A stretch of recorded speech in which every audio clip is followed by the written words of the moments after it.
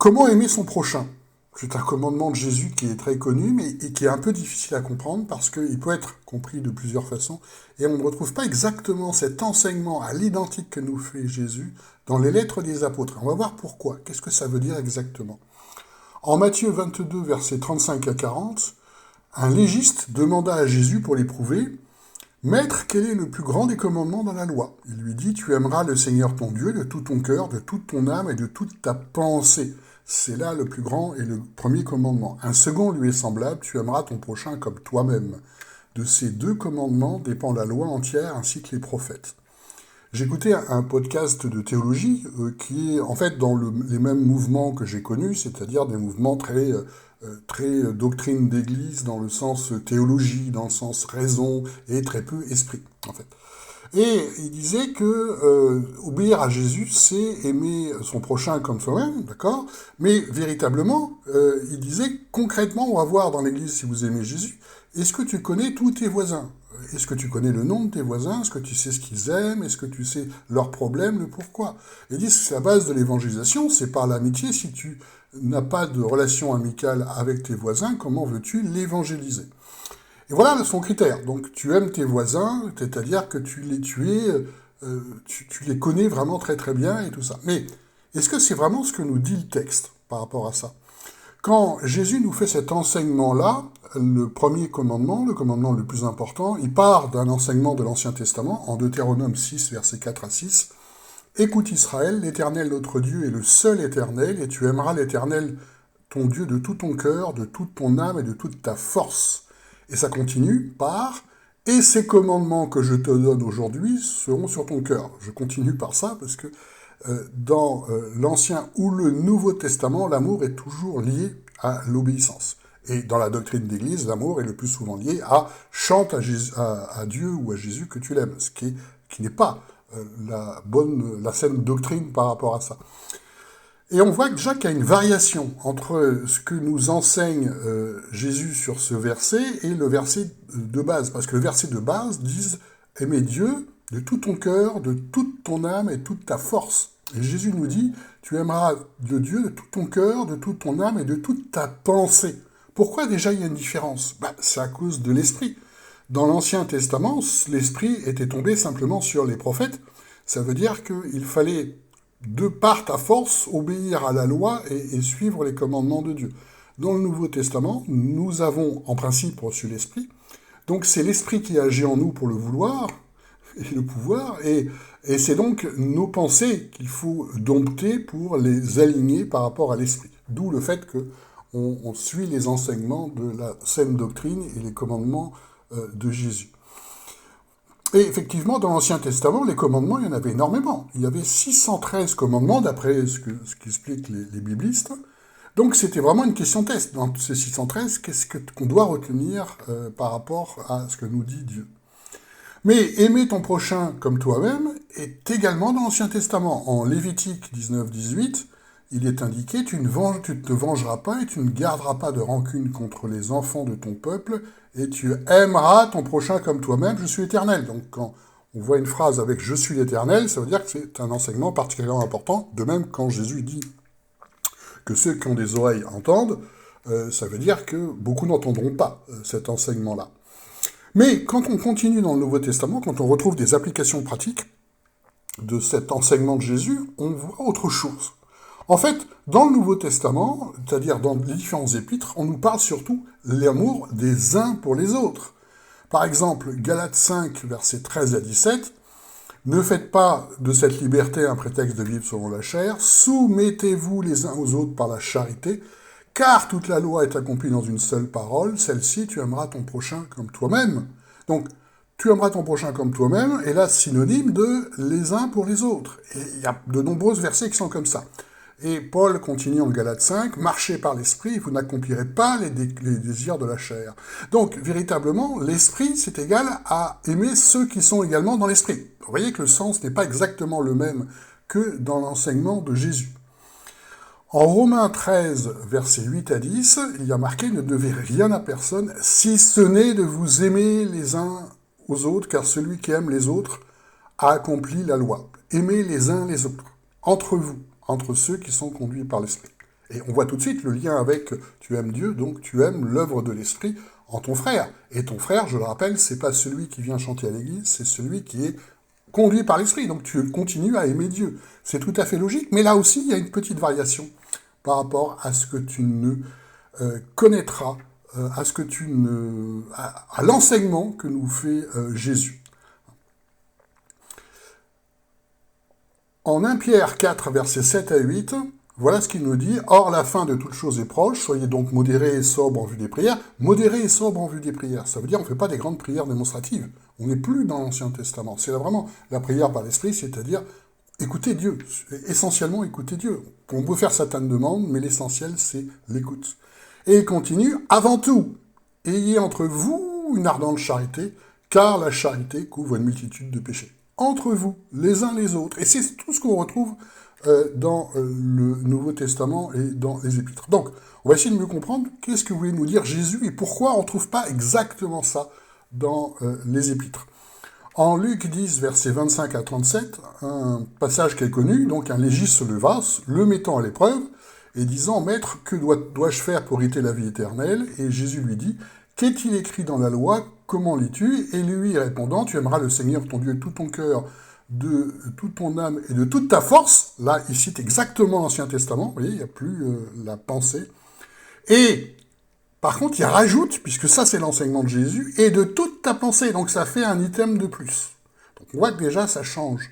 « Et ton prochain comme toi-même. » Et il lui dit, « Tu as bien répondu, fais cela et tu vivras. » Mais lui, voulant se justifier lui-même, dit à Jésus, « Mais qui est mon prochain ?» Mais Jésus reprenant, donc vous connaissez l'histoire, on ne va pas la redétailler, donc c'est un homme qui est blessé, qui est attaqué par des bandits, qui est blessé, et c'est effectivement un Samaritain qui vient l'aider.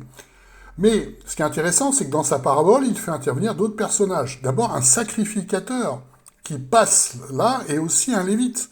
Pourquoi le sacrificateur et le lévite passent rapidement? Parce que ils obéissent à la loi, en fait, en disant toucher du sang est impur avant les rites par rapport à ça. Et vient le Samaritain. Le Samaritain, pourquoi c'est intéressant le Samaritain? Parce qu'on sait que les Samaritains et les Juifs ne s'entendaient pas du tout, ils étaient quasiment ennemis. Le Samaritain, c'était l'Africain de l'époque. C'est celui qu'on peut considérer comme ennemi à la couleur de sa peau, et selon l'endroit où il vivait, qui en fait est son prochain. C'est pour ça que l'enseignement de Jésus est de dire « Lequel de ces trois te semble avoir été le prochain de celui qui est tombé par les brigands ?» Et il dit « C'est celui qui a exercé la miséricorde envers lui. » Mais Jésus lui dit « Va, et toi, fais de même. » Fais de même, ça veut dire quoi? Exerce la miséricorde. Donc, dans cet enseignement-là, on voit que Jésus pointe les religieux en nous disant, ça n'est pas juste une obéissance à la loi stricte, la loi sans amour ne vaut rien, parce qu'effectivement, même si ils disent, ah, je peux pas être impur par rapport à Dieu, si tu fais ça en laissant de côté quelqu'un qui souffre, tu n'es pas dans l'amour de Dieu. Moi, j'ai connu des périodes comme ça, où effectivement, j'avais un ancien dans une église qui voulait absolument me détruire, clairement. Et à un moment donné, je le vois avant le culte, et je lui dis, il faut vraiment qu'on parle, enfin, j'essaye d'arranger les choses par la parole, bon. Et je commence à discuter avec lui, et il m'interrompt au bout de 3 phrases en disant « Ah non, maintenant c'est l'heure du culte, et le plus important, c'est le culte par rapport à Dieu. » Et ça m'a abasourdi, parce que dire le plus important, c'est que je dis à Dieu que je l'aime, et que je lui donne ma vie, alors que j'en ai rien à faire de ce que tu me racontes, puisque tu essayes de me raconter qu'il y a un problème par rapport à l'amour, c'est l'inverse. Et donc, des religieux, il y en a tout le temps, bien sûr. Donc l'enseignement de Jésus reste toujours valable. Obéir à la loi stricte, ce qui semble être religieuse, alors que ce n'est pas l'amour de Dieu, n'a aucun sens. Et c'était vraiment tout le sens de l'enseignement de Jésus. Un autre sens de l'enseignement de Jésus, que c'est le Samaritain, semblait le plus éloigné. Et en fait, c'est lui qui a l'amour. Et Paul est encore un excellent exemple de ça. C'est celui qui semble le plus éloigné de l'amour de Dieu, donc le pharisien zélé qui tue les chrétiens, qui en fait est le représentant véritablement de cette nouvelle doctrine dans le Nouveau Testament. Donc celui qui semble le plus éloigné, Dieu peut faire que, l'amour de Dieu peut faire que, en fait, il devient le plus proche. Donc il y a plein de symboliques par rapport à ça. En Luc 6, versets 27 à 31, Jésus nous dit « Je vous dis, à vous qui m'écoutez, aimez vos ennemis, faites du bien à ceux qui vous détestent. » Et là, on va effectivement encore plus loin que l'Ancien Testament, qui appelait à ne pas se venger, à laisser la justice de Dieu. Et ça continue à « ce que vous voulez que les hommes fassent pour vous, faites-le de même pour eux ». Donc, il nous précise un peu ce qu'il voulait dire comme enseignement. C'est-à-dire que l'amour auquel on s'attend des hommes, on doit le donner aux autres. Et ça, effectivement, ça a un rapport avec le fait qu'on suive l'Esprit de Dieu. Et c'est précisé en Luc 6, versets 35 à 36. Donc ça continue. « Aimez vos ennemis, faites du bien, votre récompense sera grande, et vous serez fils du Très-Haut. » Donc, vous serez fils du Très-Haut, vous voyez que c'est pas automatique, c'est quand vous êtes conduit par l'Esprit de Dieu, vous êtes fils de Dieu. Car il est bon pour les ingrats et pour les méchants, car Dieu est bon pour les ingrats et pour les méchants. Dieu est bon, ça veut dire qu'il y a toujours une chance de revenir à lui, ça veut pas dire qu'il va approuver tout ce qu'il fait, on va le voir un peu plus loin. Et l'enseignement, c'est de dire, soyez donc plein de compassion, tout comme votre Père est plein de compassion. Donc en fait, on traduit l'amour de Dieu par rapport à ça. Mais l'amour de Dieu, c'est contrairement à ce qu'on nous apprend en théologie, c'est pas un amour inconditionnel. Parce qu'il y a plein de fois où on voit Jésus qui leur parle en parabole pour ne pas qu'ils comprennent, ou qui parle aux pharisiens en disant que c'est une race de vipères. Bon, c'est pas inconditionnel non plus. En 1 Jean 3, versets 16 à 18, un enseignement tout ça qui est important, « En ceci nous avons connu l'amour, c'est que celui-là a donné sa vie pour nous, nous aussi nous devons donner nos vies pour tout le monde. Non, pour les frères. Parce que Jésus, oui, s'est sacrifié, mais d'abord pour ceux qui suivent le Père. » Et l'enseignement continue, « Si quelqu'un possède de quoi vivre dans le monde et voit son frère, non pas tout le monde, dans le besoin, et lui ferme ses entrailles, comment l'amour de Dieu demeure-t-il en lui ? Petits enfants, n'aimons pas en parole ni avec la langue, mais en œuvre et en vérité. » Et là encore, l'enseignement du Nouveau Testament, c'est les uns pour les autres, cet amour. 1 Jean 3, versets 9 à 10, « Quiconque est né de Dieu ne commet pas le péché, parce que la semence de Dieu demeure en lui, et il ne peut pécher parce qu'il est né de Dieu. » Ce qui est la définition de fils de Dieu, c'est-à-dire suivre l'esprit, être né d'eau et d'esprit, et surtout suivre l'esprit. En ceci sont manifestés les enfants de Dieu et les enfants du diable. Manifestés comment ? Parce qu'on suit l'esprit. Quiconque ne pratique pas la justice n'est pas de Dieu non plus que celui qui n'aime pas son frère. Donc, il sépare deux choses. La justice, c'est ça ce qu'on doit faire avec tout le monde. On pratique la justice. On n'est jamais injuste. On ne fait jamais d'injustice, de méchanceté par rapport à ça. On ne participe pas à ces œuvres-là. Et l'amour est toujours associé à son frère dans l'esprit. Donc vous voyez que dans tout le Nouveau Testament, en fait, l'amour, on différencie la justice, la compassion de Dieu, à l'image de Dieu, avec, pareil, à l'image de Dieu, ce qui est être conduit par l'esprit, ce qui est être fils de Dieu, c'est-à-dire l'amour de ceux qui sont également conduits par l'esprit, c'est-à-dire les frères. Donc vous voyez, deux notions différentes. La compassion, qui correspond en fait à l'enseignement de Jésus, le Samaritain a eu compassion par rapport à ça. Et la justice.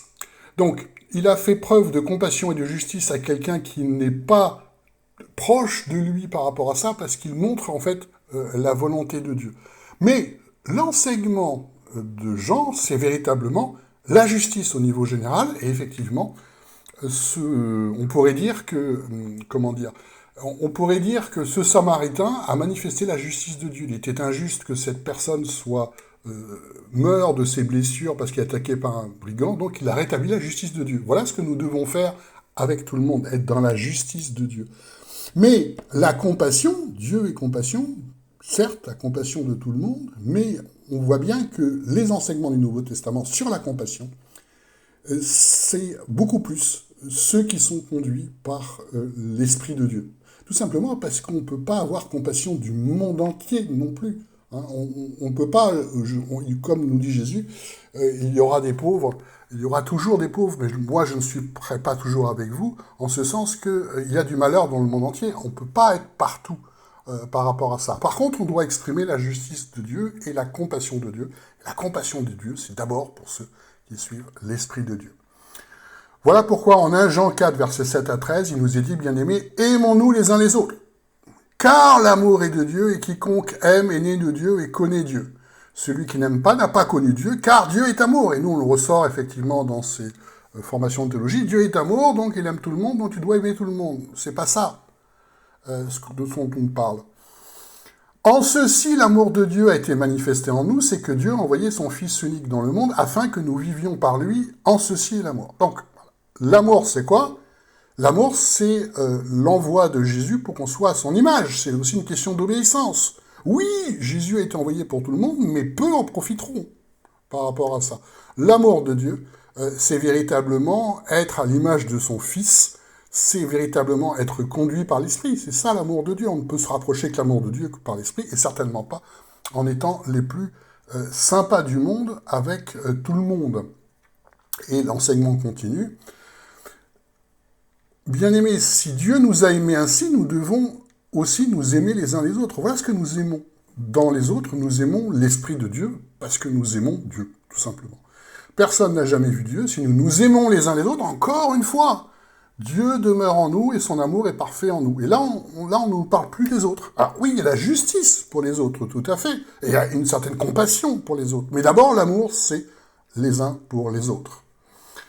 Et la clé, c'est ce qui nous est donné au verset suivant. À ceci, nous connaissons que nous demeurons en lui et lui en nous, c'est qu'il nous a donné de son esprit. Tout est en rapport avec l'esprit de Dieu. L'amour, c'est suivre l'esprit de Dieu, être à l'image du Christ, être donc en amour par rapport à ceux qui sont conduits par l'esprit de Dieu. Et le plus grand amour, c'est le sacrifice de son Fils, c'est-à-dire pour nous donner l'esprit. Le plus grand amour qu'on peut avoir pour quelqu'un, c'est qu'il suive l'esprit. Et effectivement, on voit que notre amour pour le monde est forcément limité, parce que de toute façon, la très grande majorité ne suivront pas l'esprit de Dieu. Donc on ne peut en fait que les aider temporairement. Je pense par exemple des œuvres de charité importantes pour le monde, pour des orphelins, tout ça n'est pas mauvais, mais on peut que les aider temporairement, il faut voir. Donc, ça manifeste l'amour de Dieu, mais à un moment donné, ceux qui ne sauvent pas l'Esprit de Dieu sont condamnés. Le plus grand amour, c'est par l'Esprit de Dieu. Et vous voyez la limite de ce qu'on peut faire véritablement. C'est pour ça qu'en Jean 15, versets 9 à 13, Jésus nous dit « Comme le Père m'a aimé, moi aussi je vous ai aimé. Demeurez dans mon amour. Si vous gardez mes commandements, vous demeurez dans mon amour. » Voilà, amour égale esprit, égale obéissance, toujours le même enseignement. Égale être conduit par l'Esprit. De même que j'ai gardé les commandements de mon Père et que je demeure dans son amour, je vous ai dit ces choses afin que ma joie soit en vous, que ma joie soit accomplie. C'est ici mon commandement, que vous vous aimez les uns les autres comme je vous ai aimé. Voilà en fait l'explication par rapport à ça. Le plus grand amour, c'est aimer Dieu, aimer l'Esprit, c'est-à-dire aimer les manifestations de l'Esprit, aimer l'image de Jésus dans les uns et les autres. Vous êtes mes amis si vous faites ce que je vous commande. Et dans cette doctrine, on disait, voilà, l'important dans l'Église, c'est de se faire des amis. Donc il faut manger ensemble. Mais ça n'a rien à voir avec le fait de suivre Dieu. Des amis, on peut en avoir partout par rapport à ça. Et il parlait tout le temps d'évangélisation par amitié. Déjà, l'évangélisation, c'est pas une stratégie. On ne fait pas une amitié pour évangéliser. Et véritablement, on nous parle d'amitié. Quand Jésus, on lui demande quels sont mes amis ou quelles sont ma famille, il dit ceux qui suivent l'Esprit, ceux qui suivent la volonté de Dieu. C'est ça la clé de l'amour, véritablement. En 2 Jean 1, versets 9 à 11, il est dit « Quiconque va plus loin et ne demeure pas dans la doctrine de Christ, c'est-à-dire toutes les fausses doctrines, n'a pas Dieu. Celui qui demeure dans la doctrine, c'est-à-dire toute la doctrine du Nouveau Testament, celui-là a le Père et le Fils. » Et voilà, il continue par ça. « Si quelqu'un vient à vous et n'apporte pas cette doctrine, ne le recevez pas dans votre maison, ne lui dites pas « salut », car celui qui dit « salut » participe à ses mauvaises œuvres. Donc, c'est pas du tout aimer tout le monde, mais c'est celui qui parle de la foi, exactement comme dans l'exemple de Jésus avec ces religieux qui appliquent la loi sans amour, c'est pas Dieu. Et si quelqu'un fait semblant d'être en Dieu et n'est pas Dieu, on ne doit même pas lui dire bonjour. Voilà la raison pour laquelle je ne prêche pas ma vie dans les églises traditionnelles, parce qu'il n'y a pas l'amour de Dieu et je ne veux pas participer à leurs œuvres. Je ne veux pas que les personnes croient que c'est ça Dieu, et c'est ça l'Esprit. Vous voyez, cet amour, c'est pas du tout un amour inconditionnel de tout le monde. On n'est pas sympa avec tout le monde. En 1 Thessaloniciens 3, versets 12 à 13, « Et vous, que le Seigneur vous fasse croître et abonde en charité les uns envers les autres et envers tous, comme nous aussi envers vous. » Voilà, le Seigneur fasse abonder en charité, pour affermir vos cœurs et les rendre irrépréhensibles dans la sainteté. La sainteté, c'est l'amour de Dieu, c'est l'amour de l'Esprit, c'est l'amour de ceux qui sont conduits par l'Esprit. C'est l'enseignement unique, en fait, du Nouveau Testament. Après, parce qu'il y a l'Esprit de Dieu, nous manifestons effectivement la justice et la compassion pour tous, mais priorité à l'Esprit de Dieu. 1 Pierre 2, versets 11 à 12 nous précise ça. « Bien-aimés, je vous exhorte comme des étrangers et des voyageurs à vous abstenir des convoitises charnelles. » Donc toute convoitise charnelle, on n'a pas à participer aux œuvres de la chair par rapport à ça. Et d'ailleurs, c'est pour ça que c'est précisé à certains moments en disant « ne participez pas aux œuvres méchantes ». On se met à part, véritablement. Ayez une bonne conduite parmi les païens. Voilà la justice. Ayez une bonne conduite parmi les païens, afin que, tandis qu'ils vous calomnient, et à cause de vos bonnes œuvres, ils glorifient au Dieu le jour de la visitation. C'est-à-dire, si Dieu les touche par l'Esprit, ils auront déjà vu un peu de ce qu'est cet amour de Dieu. Voilà notre rôle par rapport à ça. Et 1 Pierre 2,17 résume les choses. Honorez tous les hommes, parce qu'effectivement, l'adversaire les détruit dans l'animalité la plus. Nous, on essaye de grandir chacun, on ne méprise personne. L'adversaire méprise en permanence. Rappelle que tu es inférieur à un autre, tu dois te grandir, etc., etc. Grandir non pas en Dieu, mais selon l'adversaire. Et aimer les frères. Vous voyez la différence? Honorez tous les hommes, aimez les frères, craignez Dieu, c'est-à-dire obéissez à Dieu, honorez le roi. Pareil, honorer le roi, honorer tous les hommes, c'est-à-dire on n'est pas dans le fait d'être en permanence dans la médisance, ces choses comme ça, mais par rapport à tous les hommes. On honore tous les hommes, on aime les frères, et on craint Dieu, c'est-à-dire qu'on obéit à Dieu, on obéit à la saine doctrine, on obéit à l'enseignement du Nouveau Testament.